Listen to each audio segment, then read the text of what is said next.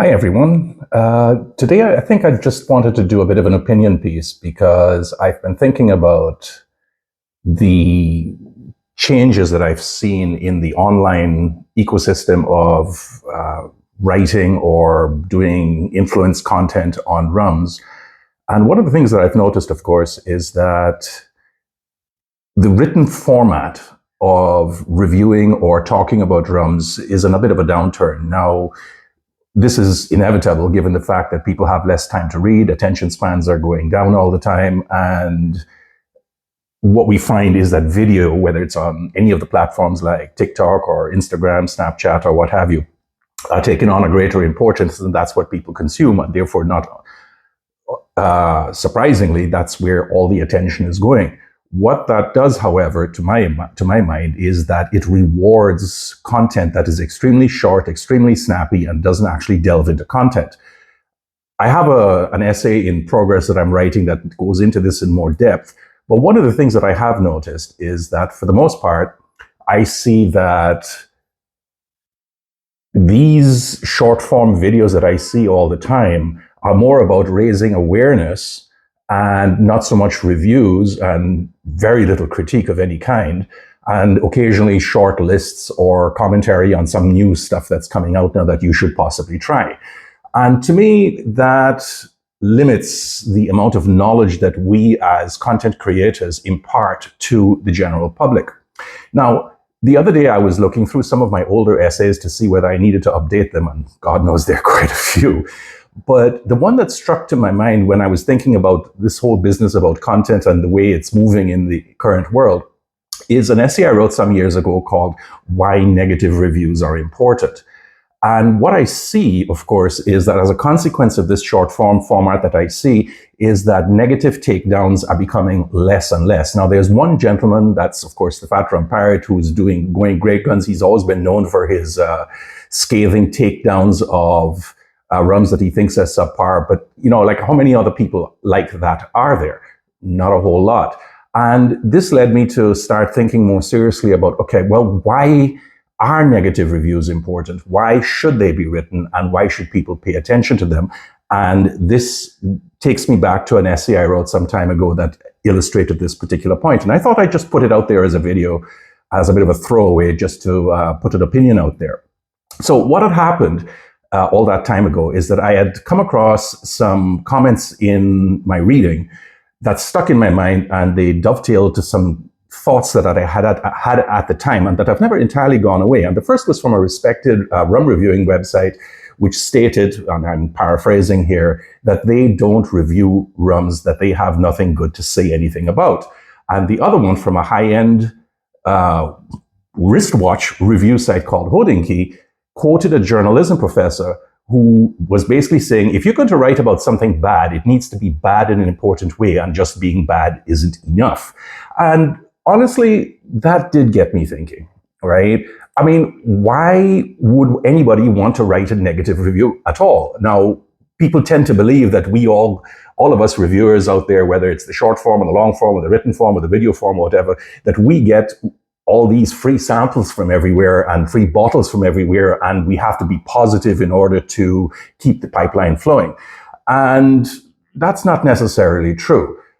In any case, most of the people that I know who have some level of respect from the general audience adhere to the above policy that basically, if they've got nothing good to say, then they don't say anything at all. And Serge Valentin, who scored one rum that I liked about, 20 points, he wasn't particularly negative in his review. He just mentioned that he didn't like it, probably because, well, he's a true gentleman, and he really is, because I've met him a few times, and I'm not.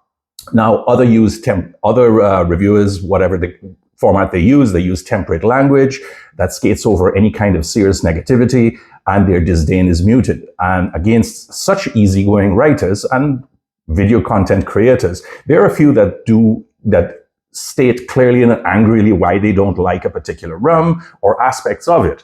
the rum howler, he had done pretty negative review of the Appleton 30 many years ago, for example. Henrik of Rum Corner, who's sadly now gone quiet, he did a few with the Don Papa rums. And of course, as I mentioned before, Wes of the Fat Rum Pirate has done the language of snark really proud on occasion and caused me to nod in appreciation more than once because his reasoning and his preferences are often there. And Rum Revelations out of Toronto, run by Yves Delat, is exactly the same thing. I don't always agree with them, but at least it's important that the stuff is out there to provide something of a more interesting opinion on the subject. Now, looking through the list of rums that I myself have written in the last 15, 16 years, I have been at this for quite a while, I know that I've written a few very savage critiques of rums that I felt were subpar. Many in the first few years when I was still making my bones and I didn't give a shit and I had less understanding of why such things were coming out the door. Now, these days, all these years later, I pick my rums more carefully. I do try to get rums from all over the map, but for the most part, the stuff that I get mirrors the gradual increase in quality of rums, and therefore dogs rarely piss in my glass anymore. So that may be part of why now I write less negative reviews than formerly, although on occasion I really get freaking pissed off with some subpar product that's being marketed with hype up to yin yang when it really is just a piece of dreck. But I still think that the opinions that I expressed all those years ago for the rums that I talked about back then were reasonable and they are relevant and we should know about that. And the reasons why is very important. It's not enough to simply say that it's a bad rum. You have to kind of explain your reasoning. And this brings me to the professor's comment there about something having to be bad in a bad way. This is my money. I buy just about everything. You know, I'm not a Ralph Nader style consumer advocate, but I do write for consumers, not for producers, not for distillers, not for anybody else. It is for people who like and appreciate rums and want to know whether they're getting value for money and whether what they're drinking is worth the money that they're paying. My concept of the site is kind of tilted away slightly from just writing about rums that I like and enjoyed, and this aspect remains and always will, but I do write more opinions and essays and so on. And nowadays, what I find is that I write about just about every single rum that crosses my path, so that I can share the experience with those who share my interest and my passion. And there are actually people, I'm very grateful to all of them, who read my meandering essays and my journalistic efforts, and some base buying decisions on those opinions that I express. And this implies an obligation on my part to write well and clearly when disappointments occur. This is my time. This is my money that is being expended. And trust me, it's a lot of both. And therefore, when I find something that wastes either, I am going to say so. My language may be tempered. My language may be furious. It may be doing the language of snark proud from time to time. But I basically do that so you don't have to. Now, secondly, I believe that by not writing about mediocre or badly made products or products that simply lie in their marketing materials and so on, and thereby assuming or hoping that perhaps somebody else will and take the, like a cover your ass thing and like I don't have to, I'm essentially giving substandard table tipple a free pass. Now, to me, that's a cop-out. Right? And I'm firmly opposed to this philosophy. You have to have the courage to stand behind your convictions because we are bombarded every single day with hysterically positive, targeted mass marketing meant to entice us to buy, the latest new premium rum, whether it's very aged, whether it's got a leak, decanter of some kind, or it's being sold for £500 or something like that. And without a skeptical and jaded eye that takes things to task, it all fades into some kind of dronish mass of boring sameness without anyone trusted enough to pay attention to writing a dissent. So as far as I'm concerned, ignoring bad things is therefore not the solution. It has to be confronted. Whether it is in a big or in a small way, and not just commented Facebook posts or an Instagram comment that disappears within a week. And this is especially important when new rum drinkers are entering the field and are casting around for more than just the Diplomaticos or the Bacardis or the Don Papas or the Krakens to which they're accustomed. As writers and opinion shapers, I think that people who do what I do, again, whether it's in the written or the visual format, there's a duty of care upon us as bloggers to say when a product doesn't come up to snuff. Then there's the matter of comparability. When you have a large data set of products, such as I have, I mean, I've written, I think, 1,150 reviews, and I've got notes for tons more, about which, especially when you write about nothing but good things, then there's no balance. People have to know what you dislike and why, so that you can evaluate the stuff that you do appreciate and why. In other words, there's an understanding by the reader of the writer's preferences, which I think is quite important. It's not enough to ignore or leave out the stuff that you don't like and expecting the reader to understand why. And where else will you get the comprehension except by reading a negative review, or listening to one, or watching one, right? This is not to say that I think anyone who disagrees with me on some positive review I've written is a fool, as one gentleman I call Sir Scrotumus always did about something when I dissed one of his pet favorites. But I'm merely pointing out that one should take encomiums and praises, even my own, with a pinch of salt. Far too many people do no research of their own. They hope Google will do the job for them, or AI in this day and age, and simply go with somebody else's opinions. And if that's the case, then that opinion had better have some legitimacy behind it, based upon experience and good writing and a way of expressing it, right? It has to have some credibility, in other words. So again, does a review have to be negative, or because it's describing a rum that's bad in an important way? I don't really think so. Not at all. A bad rum is a bad rum. People pay money for it and they get disappointed. And whether it's $5 or 500, it's irrelevant. If we as writers don't say anything about it, then the consumer is left with marketing hoopla, vague word of mouth, brief social media commentary, which can hardly be trusted since the opinions are all over the place, right? And the clickbait of ill-informed online journalists for whom I have very little respect, who know little about the subject that they're writing about. And one good example of that early in my career was Colorado. I think it was a Colorado outfit called Downslope Distilling, a wine-aged rum. And when I was doing my research on the matter, I was appalled to find journalists with no background in rum, so far as I was able to ascertain, rhapsodizing about how well it compared to a top-end Martinique rum. And, I was just like, what? That clearly whoever made that comment had no idea what on earth they were talking about. And I want to bring a person from the wine field into this conversation, which is Robert Parker, who was a great influence on my ideas on how to write properly.